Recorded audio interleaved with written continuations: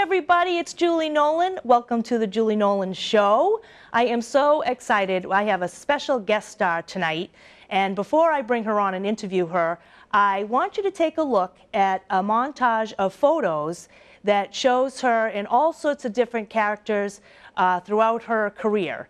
And it's done with a song that she sings from Judy Garland, and she sounds just like her, and I am so excited to meet her. I've just emailed her back and forth, but she's going to be coming on the show very soon, so take a look, and we'll be back in 1 minute. What a day this has been. What a rare mood I'm in. Why, it's almost like being in love. There's a smile on my face for the whole human race. Why, it's almost like being in love. All the music of life seems to be like a bell that is ringing for me. And from the way that I feel when that bell starts to peal, I could tell I was falling. I would swear I was falling. It's almost like being in love. Almost like being in love. Almost. It's almost. But this can't be love because I feel so well. No songs, no sorrows, no sighs. This can't be love. I ain't no dizzy spell. My head is not in the sky. My heart does not stand still. Hear it beat. This is too sweet to be love. This can't be love because I feel so well, and yet I love to love. Glad I'm alive, love to live. Think I'll survive. There's a smile on my face for the whole human race. All the music of life seems to be like a bell that is ringing for me. And from the way that I feel when that bell starts to peal, I could tell I was falling. I would swear I was falling. It's almost like being in love.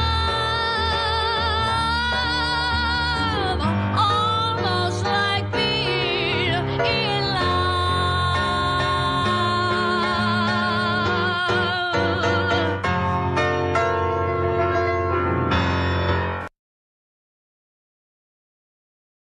Welcome back, everybody. Kathy St. George is here in the house. I have a live studio audience with all women. We're all fanning ourselves and just getting ready to find out about Menopause, the musical, Kathy St. George and her whole career. Welcome. Oh, thank you so much. Happy to be here. So tell me, how did you get to this place being so fabulous, being Kathy St. George? Your resume, I mean, you can't fit anymore. It's like it's like 0.5 or something, all the different shows you've been in. Tell me, so you said something like it was always in your blood, theater? Yeah, I started out in the business in a roundabout kind of way. I was a teacher in Stoneham. I taught second grade. Okay. And someone just mentioned that. Did Kathy they? just mentioned that. Oh. And the year prior to my being hired right out of college, I was an accompanist for a singer new to Boston. Okay. And I used to accompany her to all her auditions. I was her pianist. Okay. And she always sang, "Maybe this time." So I can play that in my sleep.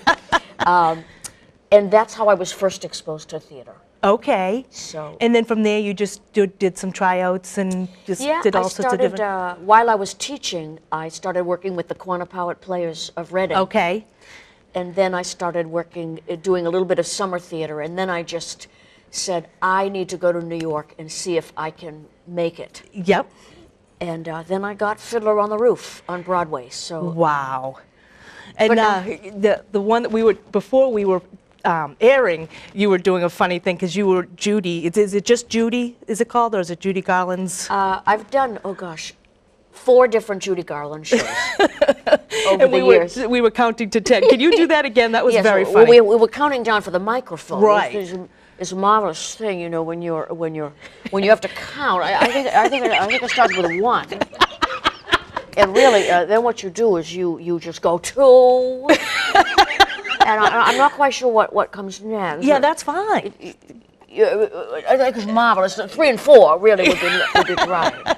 Yeah. Now, how do you, when you are going to do a character, did you study her? Like, did you look at a lot of different clips of her and just sort of, obviously, getting some of that? That's the thing that's so fascinating. Yes. You You don't realize that person's doing that until you sort of pick up those mannerisms all together with the voice. Yeah. I love her music. I've always loved The Wizard of Oz is my favorite movie. Mm-hmm. And we used to watch it once a year, remember? Sitting around, was it Sunday nights? We'd get to stay up late and we'd watch The Wizard of Oz. And I was doing a show on Martha's Vineyard in 1989. And one of the other singers got laryngitis. And we needed filler. The director was yelling, "Filler, filler, we need filler, we need someone." So I said, well, I can do The Wizard of Oz, the whole movie, in 10 minutes. So that next night, because we lost one of our singers, I just came in on a little tricycle. And I did the whole movie in 10 minutes because I'm obsessed with it. Can you do a little snippet of that? Do you have a little Mr. Gale, I'd like to talk to you and your wife right away. It's about Dorothy. Why, I'm all but lame from the bottom of my leg. That dog is a menace to the community, and I'm taking to the sheriff and see that he's destroyed. Oh, my goodness. It's tragic. I mean, I just do that. I can't imagine you as a second-grade teacher. Oh, I loved it. Do you know, I just did Something's Afoot at Stoneham Theater. Mm-hmm. And 2 of my former second-grade students came to see the show last week. And they're cut like 6 feet tall. Miss St. George, they're looking down at me. Now they're in their 40s. Yeah, right. I haven't seen them since they were 7. Yeah, because I didn't know if you were like a Shirley Temple, like you were doing this since you were like really little. So it sounds like late, very late. Very late. But even the singing, you just kind of jumped right into that because you have this beautiful voice. Thank you. You know, you just kind of hanging out with it without knowing that you were going to be. Kind of hanging. I don't know. I started. I mean, my mother always sang. Mm-hmm. She has a beautiful voice, and my sisters all sing, and there was always music around my house growing up, and I always played the piano since a very young age. So, yeah, there it is. Here I am. All right. Well, we should talk about Menopause the musical because that's your next thing, right? That's in June. Yes, that is my next thing. I'm starting a tour of Menopause that precedes the Stoneham engagement. Okay. And that. I actually brought the playbill, but it's in my purse. Okay. But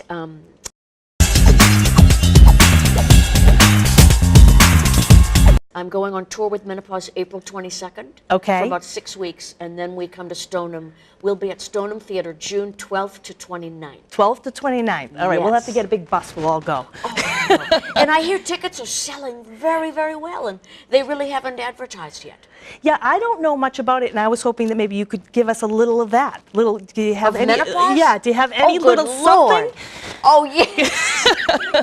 Well, I've been doing that show 10 years, okay. Off and on. Okay. We opened in Boston in 2004, and frankly, I didn't want to audition for it. Okay. Because I didn't want to be in a show about menopause. I thought, well, I don't really look my age. I don't want, you know, women. You didn't we want to be we don't want to associated be with that, right? typecast. Right. We, I mean, I'm not always going to be able to play Peter Pan, but you know, Yeah. I said I don't want to do a menopause.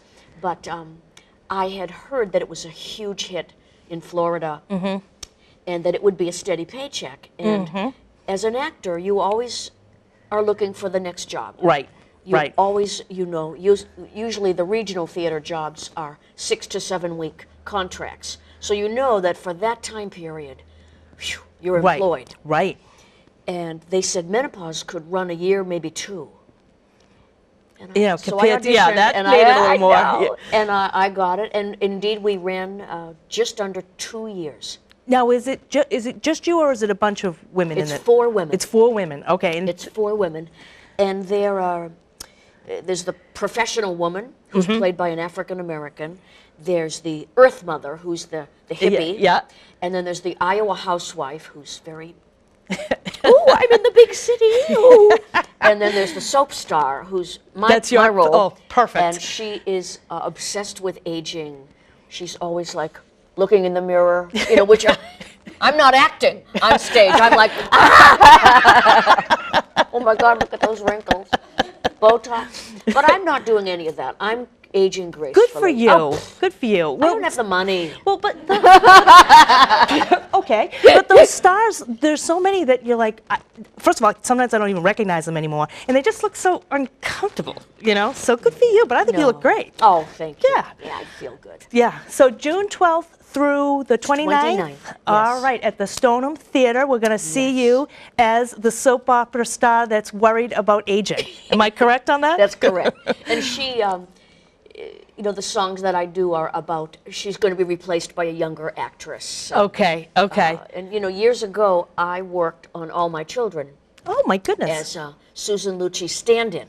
That makes sense. And she, you know, You they do look wanted a lot someone like who was her. my height. I had long hair at the time, and it was a good little gig back when I lived in New York. So I thought it was funny that when Menopause cast me, Yes. they said, would you be the soap opera actress? And I thought, well, I can do Susan Lucci.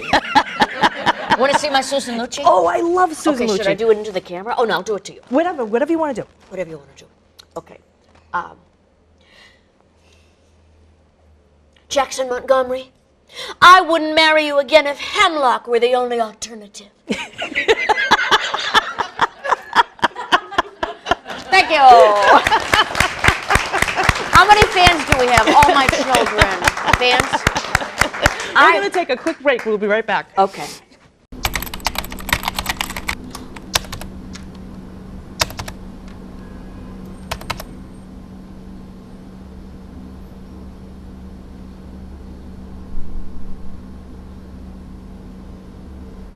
Welcome back, everybody. Kathy St. George is going to do a little medley of Menopause the Musical.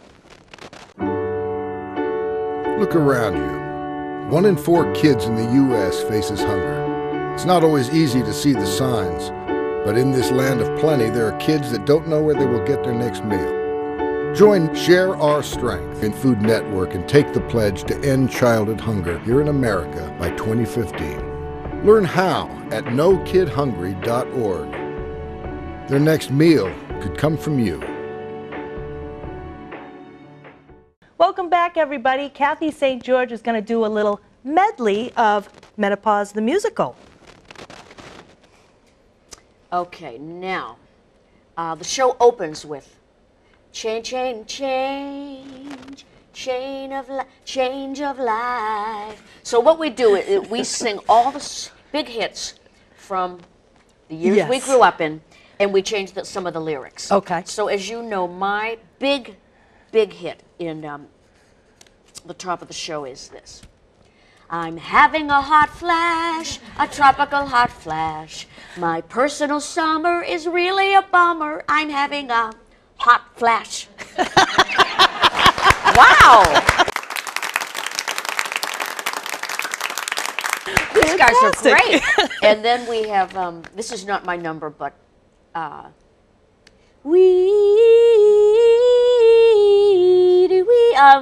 away. And here are some of the lyrics. In the guest room or on the sofa, my husband sleeps at night. So it's that kind of a show. You've seen it, right, Karen? Yeah. It's the kind of a show, and I'm going to tell you, there's a woman that's from New Hampshire that first saw the show in Boston in 2004. She has seen it 18 times. And every time she comes back with more and more of her friends, because it's the kind of a show that it's such a celebration of this condition that we all go through. I don't know if it's a condition. Condition is a good word, what we do in Menopause the Musical is we celebrate it and we laugh. Yes. Because what else are you going to do? Right, right. And to your earlier point where you were saying initially you didn't want to be attached to that term and be on stage talking about it. And now, you've gotten to a place where you are having a blast and everybody else is embracing it too. You're helping us all get there slowly. I know, really. And we have women in the audience where we sell these hot flash fans. They raise money for a charity by Jeannie Linders, our composer. And we sell these hot flash fans before the show. I think they still do that. And you look out at the audience of thousands of women, and they're. But let me fantastic. see some other. Oh, this is a great number. Nothing I can do 'cause it sticks like glue to my thighs. See, it's that kind of a show. It's not Shakespeare, but it has been done in front of millions of women. And if you told me 10 years ago, in 2004, I first was cast in January 2004, that in 10 years from now, I would still be doing it. Right. I would have said, hey, Menopause the Musical, but it's such a big hit that I'm able to do it and still do other shows and sort of yeah. That's awesome. So, and I love doing it because it's a blast. It's so much fun. I can't wait for you all to see it. I can't wait. And you've grown close with the other characters that are in the show with you. Yes, there's a bunch of us that do Menopause. So you sort of rotate. There's always, as I said, 4 actresses, and I've done it with so many different actresses. I did the Vegas company for. I'm going to show off my beautiful necklace. Yes, you are from Stella and Dot. Stella and Dot. There you go. Very nice to meet you. Are they right on Main Street in Melrose? Well, it's actually Marine Island who sells it, and she's in Melrose. So yes, because I think you're going to be buying that. I think I'm going to be buying this. That's the danger of borrowing jewelry. Right. You're like, really have to give it back. Now I forget what we were talking about. See, that's Menopause. What were we talking about? Melrose. We were talking about Melrose. You were saying how much we're going to enjoy. Sorry, the show. Yes. I don't know what else. One of the things we talk about are mental lapses. Yes. They call them senior moments. But what you do is you just keep smiling, and pretty soon, you remember where you were. Yes, exactly. And we're right back. We're right here. There we are. We're Okay, here on the show. Yeah. Yeah. Excellent. But no, it's great fun. I also should say it is required viewing for men. So all the men in your life, bring them. Okay. Because my husband loves the show. Okay. He's seen it many, many times. See, I had envisioned it as being a girls' night. Well, with it's a bunch girls' night out. Yeah. But I will tell you that in all the years I've been doing the show, there have only been 2 performances where there was not one man in the audience. Okay. Yeah. Okay. Because you see a lot of women bringing their husbands, and at first they're like, Or better yet, in the office before. What are you doing this weekend? Oh, I'm going to a musical with my wife. I know, right. But then we find, as we talk to men after the show, and that they say, I wish I'd known this when my wife was going through it. Like this, I've learned so much about menopause. Yes, And men have menopause, don't they? Oh, they have something. They have something. They have a midlife crisis. I have all different names for it, but. So, yeah, the midlife crisis. Well, we could talk for 5 days. Unfortunately, the show is only half hour long. Oh, Lord, have we done I half an hour? I don't think we have. We're going to take a quick break because I have a little surprise for you. Oh, Be right back. wonderful. Terrific. Yeah.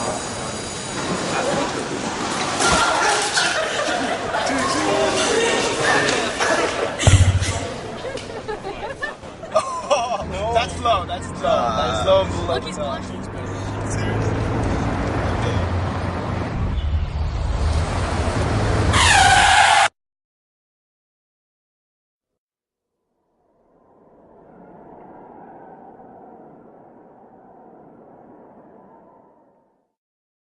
Welcome back, everybody. We're still here with Kathy St. George, and we have some questions from the audience. Wonderful. Yes. What have we got? I have two questions. One, actually, how tall are you? 4'11" and a half. And yet you wear those little short shoes. I know. She should be wearing these. I should be wearing those. Those are fabulous. Thank The you. other question is, I've seen Judy Garland twice. When will you do it again? Oh. Well, I have a one-nighter in October that I'm doing on the South Shore. In the South Shore? South Shore. It's a private party. I just did a Judy Garland show down in Miami, in Coral Gables, January and February. So I don't have any bookings up here yet. We'll have to work Do on something that. about that. Should we work on that? I think we're going to work on that. Okay, we're going to work on Judy Garland up here. Super. Thank you. How are you? Hi, I'm well. How are you? Good. I was just wondering, so you used to be a second grade teacher. Yes. How do you feel that your experience with second graders has helped you deal with some of the personalities you have found in your life in the theater? Great question. What a good question. What's the answer? Certainly, it prepared me for a world of all different types of personalities. But I'll tell you, I really miss teaching because I thought it was a great career. I hear things have really changed. I haven't been a teacher since over 30 years. But it really helped me. That's who I really was. I'm a teacher at heart. And so over the years, when I'm not performing, I also work with children, and I also love to perform for seniors. I've done a lot of nursing home type gigs, and I love working with seniors. And also I've gone into classrooms and talked about, like at different career days, I'll go in and talk about what it's like to be an actor and an entertainer for a profession. What was the most difficult role you've ever played, and how did you prepare for it? That was the question, right? That was, yes. Do you know, I'll tell you the most difficult, and then I'll tell you the most wonderful role I've played, if I may. Two ends of the spectrum. The most difficult role that I've ever played was my most recent, not Something's Afoot, the show I did in January and February down in Florida. It was called, I played Judy Garland, and it was called End of the Rainbow. And it was Judy Garland in the last 6 months of her life. Ooh. And it's a drama. Unlike the shows I've done at Stoneham Theater about Judy, those are musical celebrations. This was a play about Judy as she was, right before she died.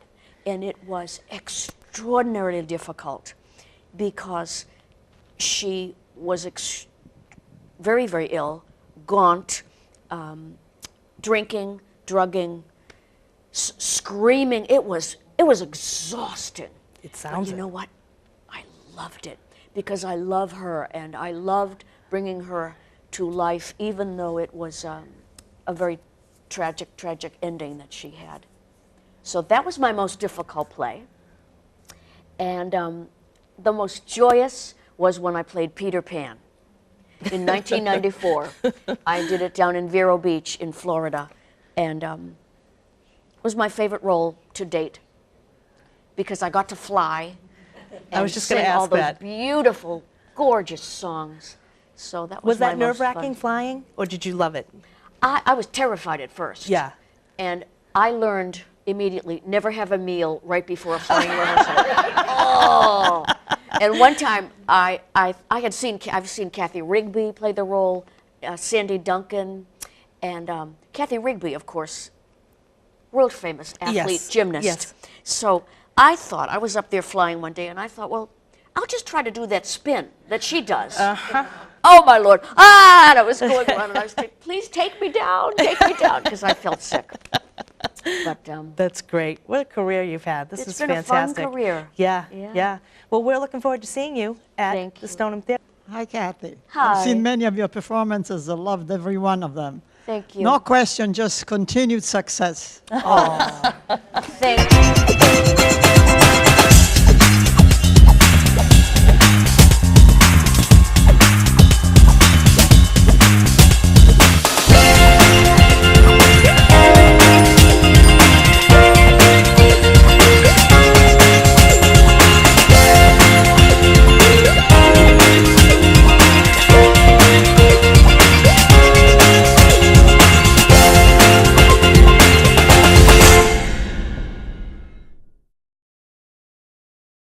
I want to thank my guest, Kathy St. George, and I know that you probably get, after a lot of performances, flowers, I would think. You know how they do that at the end of plays and all that kind of stuff? Once in a while. Yeah. Well, here at the Julie Nolan Show, we like to give a lot of gifts, and, you know, we like to be a little different. And so, I have got you...